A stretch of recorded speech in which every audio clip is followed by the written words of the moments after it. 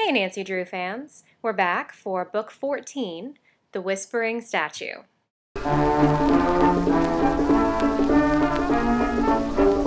Originally published in 1937 and revised in 1970, my version is a combination of these two with the original text and a 1962 version of the cover. The original text offers lots of fun with outdated language, including 65 uses of the term chum, Tommy rot, which is similar to poppycock, sharper, another term for con man, and on page 164 there's a word that I can't say because I promised my librarian friend these would be kid-friendly, but it has quite a different meaning than it used to in the 1930s.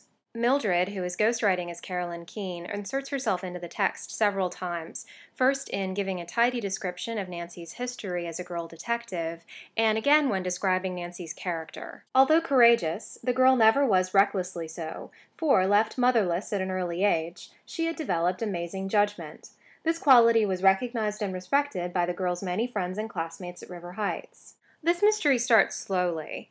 Nancy, Bess, and George have gone to the opening of a new park in River Heights, and they are accosted by a little dog that adopts Nancy. Bess starts calling it Togo, and Togo causes some trouble that brings in Mrs. Owen, who later figures into the mystery. Then Nancy, Bess, and George get on the train with Carson Drew to head to Seacliff, where he'll be working on a case.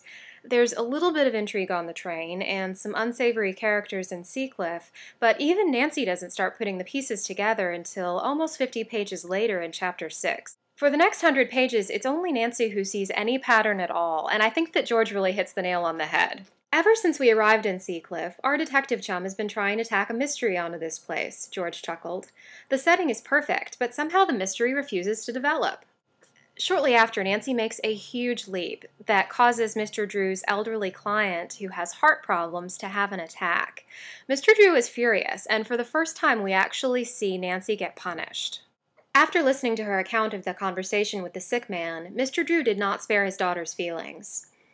It was a very foolish thing to do, Nancy. This is really one of the first times Carson Drew acts like a dad, so I'm sad to see that shortly after, when Nancy's proven right, he apologizes and gives her $5 because he says that she deserves a celebration.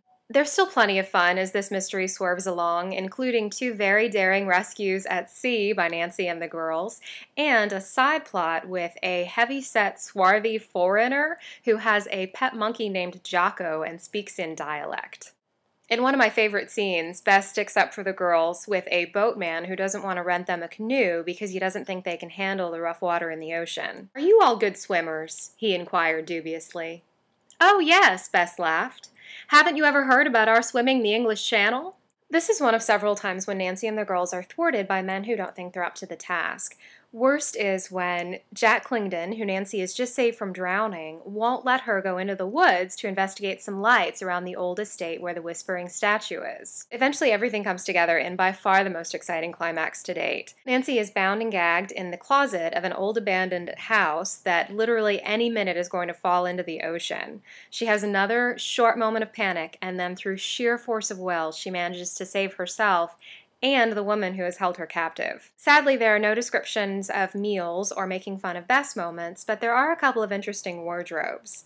The $5 that Nancy gets from her dad goes towards a white swimsuit because they're all the rage in Seacliff that year, and Nancy also goes undercover in a maid outfit and also in a white sheet as a ghost. Next up, the Haunted Bridge.